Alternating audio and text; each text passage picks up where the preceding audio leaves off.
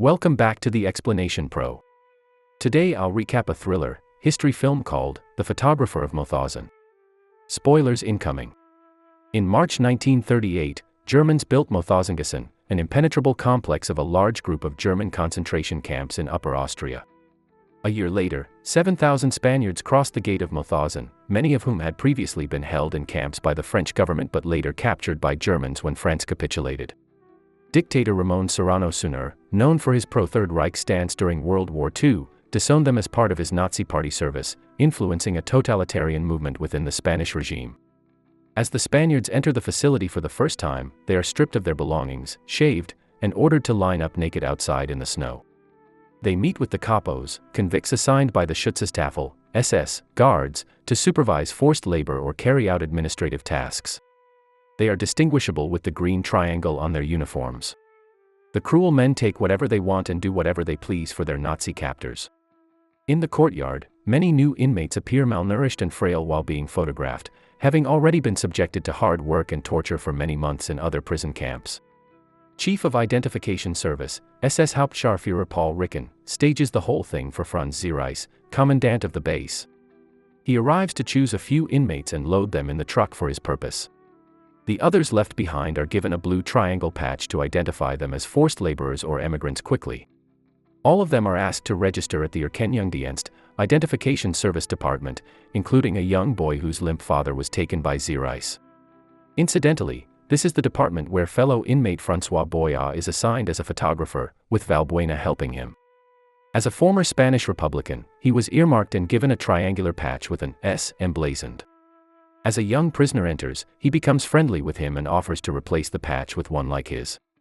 He lies about his father being treated well at a Gießen subcamp by the nurses at the infirmary. The boy feels hopeful as he registers his name, Anselmo Galvin, for the photo opportunity and holds up a sign with his designated number. He reads, Nacht und Nebel, meaning night and fog, on the registry file, a directive Adolf Hitler issued to eliminate political activists and resistance members by any means, leaving families uncertain of their fate. In the Red Room, he reveals to Ricken that his father, a tailor, taught him photography. His preference is mostly taking photos that show the real side of people's lives, to which his superior responds by saying reality does not exist as it depends on one's point of view. He departs to take shots of the inmates playing chess. Meanwhile, Boyat goes to see Hans at the wood shop to purchase a smuggled pair of shoes without the capo's knowledge. At the ID department, Valbuena tells him to make the place look spry in preparation for SS Reichsführer Heinrich Himmler's upcoming visit. Early next morning, Ricken takes a group of inmates, including Boyat, to a snowy field where Gießen prisoner escapees lie dead in the snow, having been shot by the SS. They set up a lighting stage for them to photograph the site. Later during the documentation process, Boyat discovers the men did not escape but were intentionally shot to the Nazis' delight, as he checks that their ID numbers have been tampered with. He immediately goes to Fonseca to verify the photos, dismissing them as errors he can fix. The commander arrives, and he overhears that he is looking to give his wife something special, so he suggests taking a family portrait for him at the Erkennungsdienst. He leaves without saying a word as Fonseca scolds him for being reckless towards their superiors. Nevertheless, he involves him in his plan to save inmates by changing the numbers as they look into the different causes of death of the Nacht und Nebel men. An inmate's worst kind of capital punishment is exhaustion on the Mauthausen stairs of death, at the quarry, which the Spaniards built. Fonseca chooses communist prisoner Cristobal Rosales and changes his identity to Catalan electrician José Pino Carballo, who suffers from tuberculosis and is close to death. Boyat wants him to help Anselmo's Polish father too, but it will require him to get a job for one of the night and fog. Later, Valbuena explains how they alter the photographs, making sure they look authentic. The next day, the commander checks the altered photo, noting that the Polish prisoner is marked dead on record. Fonseca blames the mistake on the Rottenführer, while Boyat suggests making amends with his family by sending an apology letter. Their plan to save Anselmo's father goes well until the commander retrieves his pistol and shoots him on the spot, insisting there can be no mistakes in the documentation. He then commends Boyat for doing an excellent job on the family portrait. Later, Ricken instructs the inmates to hang the Polish man on the barbed fence for another photo opportunity. At night, as they line up for food, Boyat keeps Anselmo company and gives him his father's harmonica to make it appear he is doing fine in Gießen. Later in the Red Room, he examines the newly processed photos and hurriedly hides them at the back of a drawer. Another day goes by, and he continues photographing the events in Mauthausen, such as transporting new inmates to Gießen and the German officials examining the quarry. Later in the bunkhouse, he and the inmates find out in a radio broadcast that the Third Reich has lost against Soviet army in the Battle of Stalingrad. Though the news overjoys everyone, Fonseca warns Boya that their Nazi captors could do much worse in the camp now that they were defeated. He feels they already know, so he was ordered to destroy all the photos from his department. Boya runs back to the Erkennungsdienst, only for Ricken to instruct him to burn all the documents in the office, including the dossier about Himmler's visit.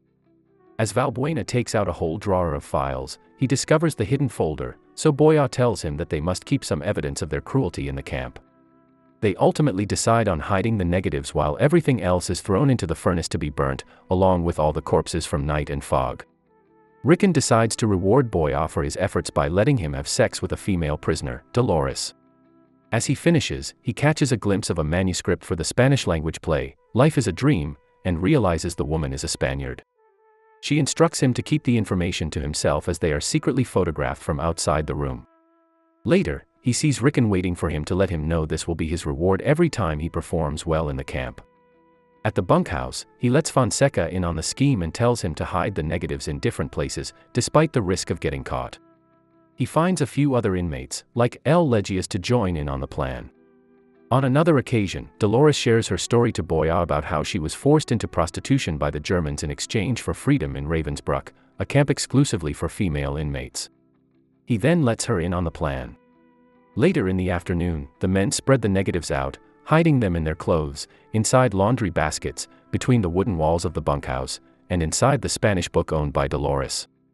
While the men celebrate in the evening, one of the capos, Popeye, drops by and reprimands them for their foolish behavior. Boya reasons out that they are rehearsing for a play, which makes him even angrier as he punches and insults him. Word gets out about their fake show, so Ricken offers to help arrange it to have some entertainment in the camp. As he passes by a truckload of inmates working at Mr. Poscaker's quarry, he thinks about Anselmo. Still, he finds out he had been taken to Gießen earlier in the morning. At the infirmary, he sees an inmate play the boy's harmonica and demands it back, only to find out he is also involved with his plot, hiding the negatives in his bed.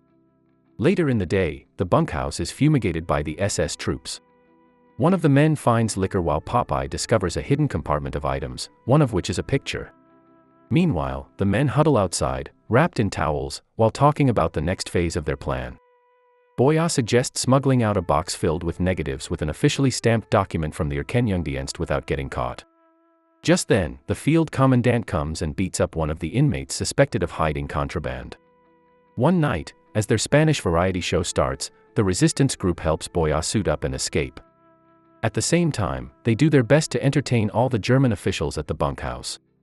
To prevent Popeye from making his nightly rounds early, Fonseca signals L. Legius to sing him a song on stage.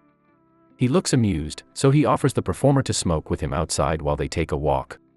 Unfortunately, as they make it to the ridge line of the quarry, he throws him off the steps and crushes his head. Meanwhile, Boya makes it to the woodshop to pack the negatives and essentials with Bonnerwitz. Suddenly Popeye comes in to lock up the windows, forcing the two men to hide until he leaves. They immediately change clothes as he instructs the smuggler to make an obituary in the German-language newspaper, Der Angriff, for Fritz von Stroheim to know he is safe. He secures him in a crate before saying his goodbyes.